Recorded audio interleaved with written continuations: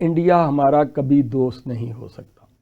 اگر ہم اس کے ساتھ تجارتی روابط بڑھا بھی لیں تو we should be very much watchful کہ یہ کر کیا رہے ہیں, کیونکہ انڈیا نے کبھی ہمیں اپنے دل سے تسلیم نہیں کیا. بات یہ ہے کہ اگر چین اور بھارت جنگیں کرنے کے باوجود, نہیں سر, متعارف کیمپوں میں ہونے کے باوجود اگر وہ آپس میں تجارت کر سکتے ہیں, وہ پتہ کیا ہے, میں اس کی وجہ بتاتا ہوں.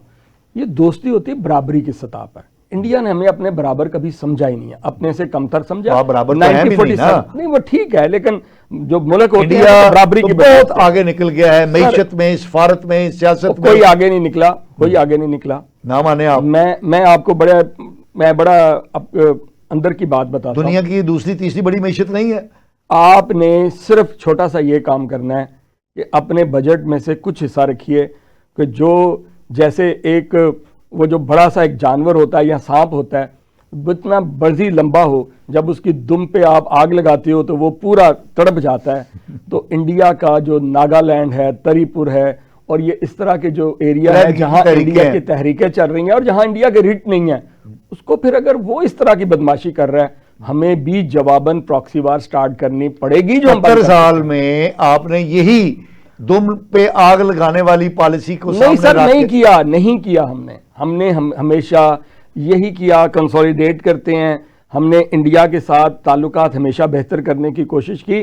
لیکن میں کبھی اس طرح ٹاک نہیں کرتا ہم تک ٹی وی شو پہ جا کے. مجھے غصہ اس چیز کا ہے کہ جیسے یہ بلوچستان والا واقعہ ہوتا ہے, انڈین ٹیلی ویژن پہ ایک آگ لگ جاتی ہے اور وہ ایسے دکھا رہے ہیں جیسے پتہ نہیں اب کیا ہونے لگا ہے. اور اسی طرح وہ دشمن ہے آپ کا, وہ دشمن ہے تو ہم نے دشمن کو دشمن کی طرح لینا چاہیے. یہی توقع کرنی چاہیے. افغانستان دشمن ہے, اگر وہ دشمنی کرے گا تو ہمیں دشمن کی طرح لینا چاہیے.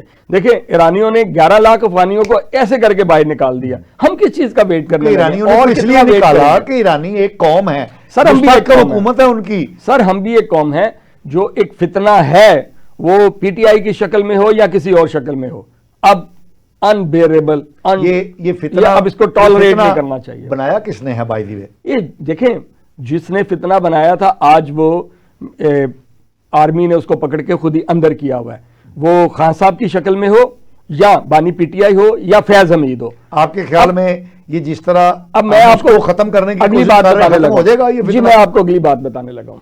ویری سون فیض حمید صاحب کی سزا اناؤنس ہو جائے گی, ویری سون. آپ دیکھیے گا بہت جلد عید کے بعد فیض حمید صاحب کی سزا اناؤنس ہو جائے گی. عمران خان کے بارے میں کیا خیال؟ میں وہی اس کے بعد ان کی سزا اناؤنس ہو جائے گی. یہ بڑی ان کے ساتھ گورنمنٹ نے بہت لاڈیاں کی ہیں. کبھی ان کے لیے وہ آپ دیسی بکرا بنا رہے ہیں, کبھی ان کے لیے آپ کیا لے کے آ رہے ہیں, کبھی دیسی گھی کے پروٹھے بن رہے ہیں.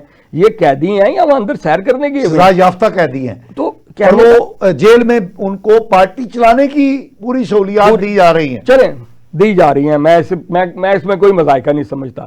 لیکن خدا کے بندو, جب ملک میں ایسا واقعہ ہو گیا اس کو تو کنڈیم کرو نا. آپ آرمی کے اگینسٹ ہی ہو جاتے ہو, آپ مذاق اڑانا شروع کر دیتے. پی ٹی آئی کے جو پارلیمنٹری لوگ ہیں انہوں نے اسمبلی کے اندر جو بیہیویئر کیا ہے, یعنی ان کے نزدیک یہ بالکل کوئی یہ فیبریکیٹڈ ہے اور پتہ نہیں کیا ہے, اور یہ خود ایسے.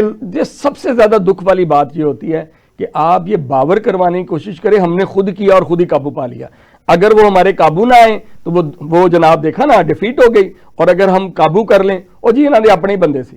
تو یہ جو ان کی مائنڈ سیٹ ہے, یہ میں نے اندازہ لگایا یہ چینج ہونے والا نہیں ہے جب تک گورنمنٹ اسٹرکٹلی اس پہ ان کو پنش نہیں کرے. لیکن آپ نہیں سمجھتے کہ 2022 کے بعد جب عمران خان کی حکومت ختم کی گئی ایک ووٹ آف نو کانفیڈنس کے ذریعے, اس وقت سے اب تک عمران خان کا جو زہر ہے وہ زیادہ تیزی سے سرایت نہیں کر رہا؟ کوئی سرایت نہیں کر رہا.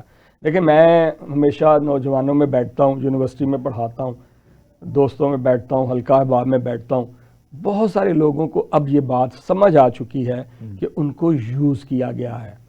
دیکھیں جو چھوٹے بچوں کو آپ یہ سوشل میڈیا اکاؤنٹس دے کے اور ساتھ ان کو سیلری لگا دیں گے اور وہ گھر میں بیٹھ کے صرف بکواس کے پیسے لیں گے اور یہ پیسے کمائیں گے, ایزی منی ہے, تو وہ اس کے بعد ان کو فیم بھی ملے گا.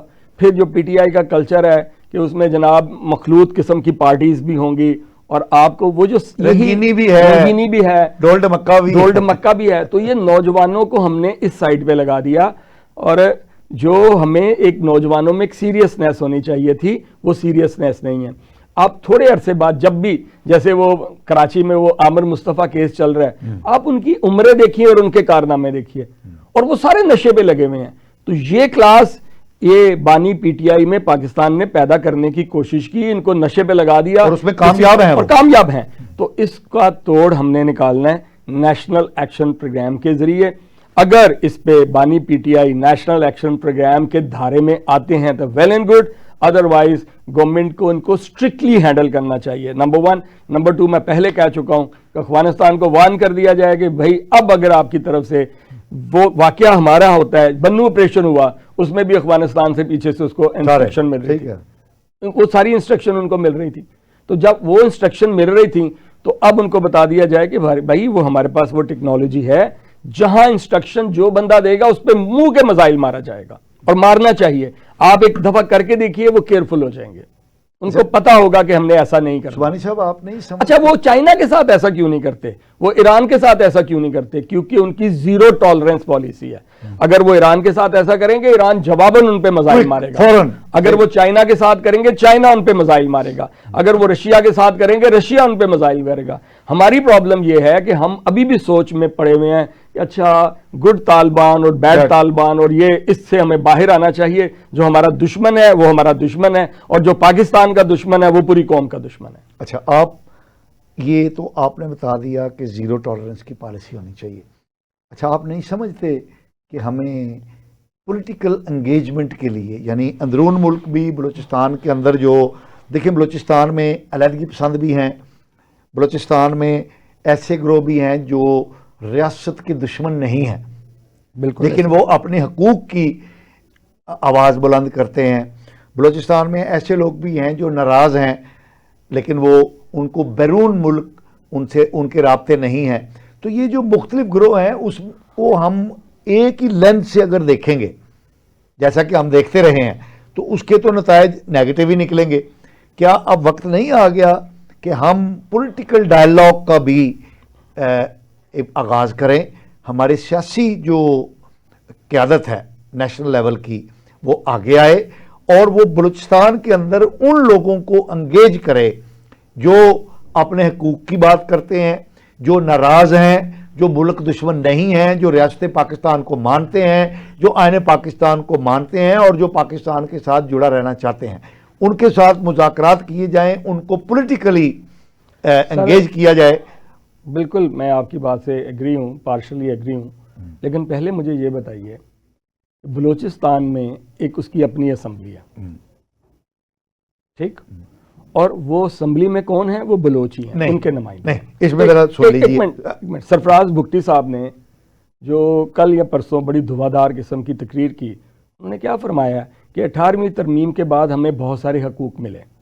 اچھا اب وہاں پرابلم یہ ہے کہ جس جگہ بھی منرل ڈیولپمنٹ ہوگی، منرلز ہوں گے، جس جگہ بھی آئل ہوگی یا گیس ہوگی یا سی پورٹ ہوگی، وہاں جب اس کو آپ ڈیولپ کرنے لگو گے تو جو وہاں کے سردار ہوں گے ان کو اس میں سے بڑا چنک چاہیے اپنے لیے، عوام کے لیے نہیں۔